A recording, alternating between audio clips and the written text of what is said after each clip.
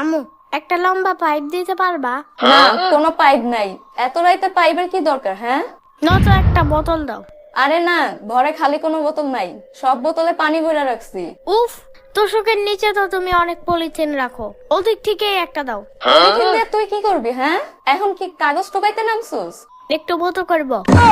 খাচ্ছল দিশা মারছে, এখন টয়লেটে যা, না লক্ষ্মী মামু। না, পা ঠান্ডা হয়ে যাবে না আমার। ইয়ামিনের বাচ্চা, বিছনা খুলে নাম বলছি, নাইলে তুই আবার বিছনায় মুইতা দিবি।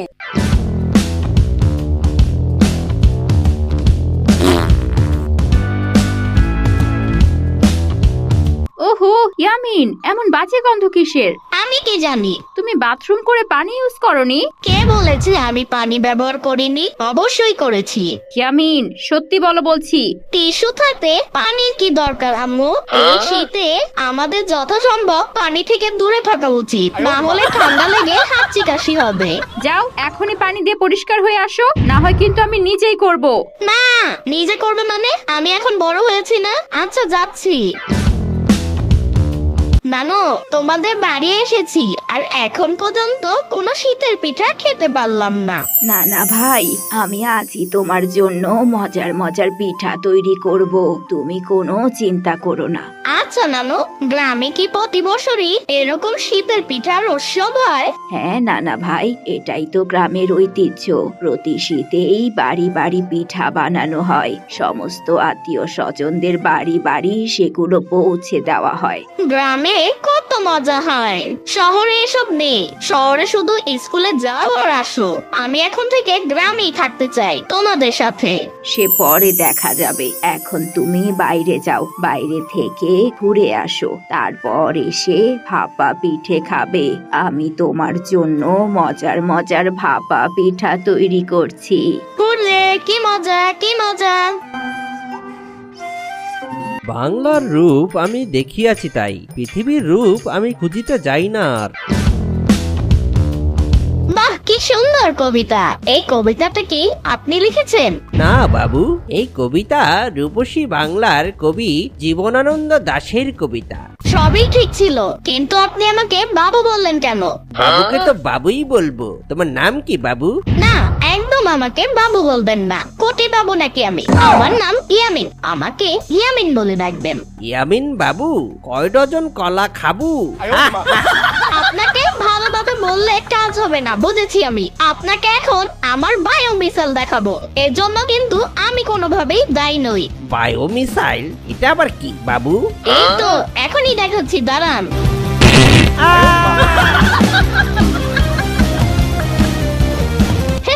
আগেই সাবধান করেছিলাম, আমার বায়ু অস্ত্রের সামনে কেউ টিকতে পারে না।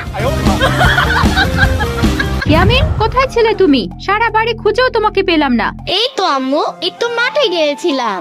আমার নানু বাড়ির গ্রামটা খুব সুন্দর। তুমি একা একা মাঠে গিয়েছো? যদি হারিয়ে যেতে? বেশি দূরে যাইনি তো আম্মু, মাঠে একটা লোকের সাথে আমার দেখা হয়েছিল। আমাকে বারবার বাবু বলে ডেকেছিল, তাই আমি রেগে গিয়ে আমার বায়ো মিসাইল ছেড়ে দিয়েছিলাম। লোকটি হয়তোবা এখনো অজ্ঞান হয়ে সেই মাঠে পড়ে আছে। তুমি এটা কি করেছো ইয়ামিন? ওই লোকটি যদি এখন বাড়িতে এসে বিচার দেয়, আমাদের মান সম্মান কিছু থাকবে? ওহ আম্মু, লোকটি আমাকে চিনবে কি করে? সে কি জানে আমি এখানে থাকি? তাই তো।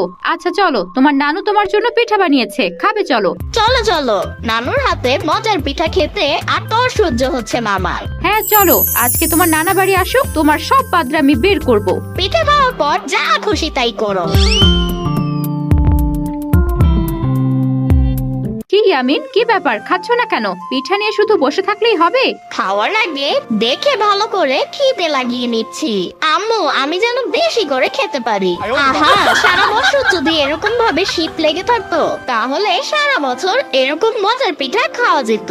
তোমার পিঠে খাওয়ার জন্য এখন সারা বছর শীত লেগে থাকবে। শীতের তো এখন খেতে কাজ নেই, তাই না? দেখেছো নানু, আম্মু আমার সাথে কেমন করে? তুমি কোনো চিন্তা করো না নানু ভাই, এবার থেকে প্রতি শীতে তুমি আমার কাছে চলে আসবে, আমি তোমাকে মজার সব পিঠে বানিয়ে খাওয়াবো।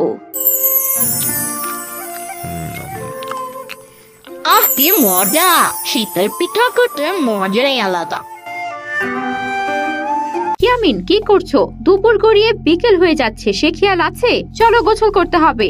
ও মা, এই শীতে গোসল অসম্ভব আম্মু, আমি গোসল করতে পারবো না। আবার শুরু করে দিলে? গোসল না করলে মানুষ কি বলবে?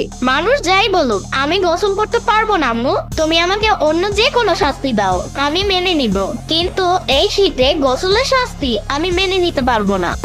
সকালে না বললে সারা বছর শীত থাকলে তোমার ভালো হবে, তাহলে এখন গোসল করতে চাচ্ছ না কেন? আমি গোসল করবো তো, কিন্তু এক সপ্তাহ পর পর একদিন করব। বুঝেছি, এভাবে কাজ হবে না। চলো চলো বলছি। না, আমাকে ছেড়ে দাও, আমি গোসল করবো না বলছি। উফ, তুমি কাজটা ঠিক করলে না আম্মু। এই শীতে গোসল করে না যে ভালো ছেলে হতে পারে না সে। আমি গোসল করে ভালো ছেলে হতে চাই না, আমাকে আর কখনো এভাবে জোর করে গোসল করাবে না। না না, কোথায় ছিলে তুমি? আসার পর থেকে তোমাকে একবারও দেখতে পাইনি। আমি একটু গঞ্জে গিয়েছিলাম নানা ভাই, তোমরা আসার খবর পেয়েই তো চলে আসলাম, কিন্তু এসেই যা শুনলাম কি শুনেছো? তুমি নাকি গোসল করতে চাও না। এমন শীতে কে গোসল করতে চায় বলো? প্রতি সপ্তাহে একদিন করলেই তো হয়। তা তো হয়, কিন্তু নানা ভাই জানো, আমাদের বাড়িতে কিন্তু একটা নিশিভূত আছে। একবার আমাদের বাড়িতে এক ছেলে এসেছিল, তখন কনকনে শীত, কুয়াশার চাদরে ঢেকে গিয়েছিল পুরো বাড়ি। তখন বাড়িতে আসা সেই ছেলেটি তীব্র শীতের কারণে গোসল করত না। এটা আমাদের বাড়িতে থাকা ওই ভূতের পছন্দ হয়নি, তাই ভূত রেগে গিয়ে সেই ছেলেটির ঘাড় মটকে ফেলে, আর ছেলেটি মারা যায়। সামান্য গোসল না করাতে ছেলেটিকে মেরে ফেললো। ছেলেটি এখন কোথায় আছে নানা? ছেলেটি এখন আত্মা হয়ে এই বাড়ির চারপাশে ঘুরে বেড়ায়, আর কে গোসল করেনি এটা খুঁজে গোসল করে না এমন কাউকে পেলেই সে তার শরীরের সব রক্ত শুষে খায়।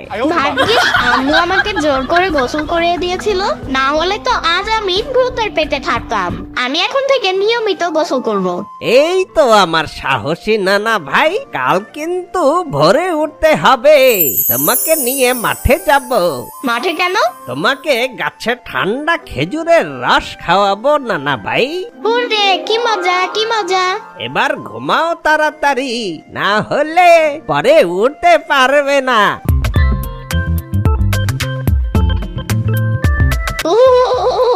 শীতে মরে গেলাম নানা ভাই, গ্রামে এত শীত। গ্রামে তো শীতেই আসল মজা নানা ভাই, ঠান্ডা খেজুরের রস খাওয়ার পর দেখো শীত দ্বিগুণ হয়ে বেড়ে যাবে। আচ্ছা নানা, এভাবে যে খেজুরের রস করছে, এটা কি এভাবেই খাওয়া যাবে? অবশ্যই খাওয়া যাবে, কিন্তু ছাঁকনির আগে কম খাওয়াই ভালো, কারণ অনেক পোকামাকড় ওখানে ঢুকে যায়। তুমি তো এগুলো বুঝবে না, ছোট মানুষ তুমি। কিন্তু আমাদের ক্লাসের ম্যাম একবার বলেছিল এভাবে খেজুরের রস খাওয়া ঠিক নয়। এখন তো মানুষ অনেক কিছুই বলে নানা ভাই। আমরা ছোট বয়স থাকতে প্রতিদিন সকালে দল বেঁধে খেজুরের গাছের নিচে ভিড় করতাম, গাছ থেকে খেজুরের রস খাওয়ার জন্য কারাকারি লেগে যেত। এটা আমাদের গ্রাম বাংলার ঐতিহ্যের অংশ নানা ভাই। তাহলে আমাকে একটু দাও না, আমি খেয়ে দেখতে চাই। না, বাড়ি গিয়ে খাবে নানা ভাই। না না না, আমি এখনই খেতে চাই। আচ্ছা ঠিক আছে, এই নাও, কিন্তু একটু খাবে, বেশি খাবে না একদম।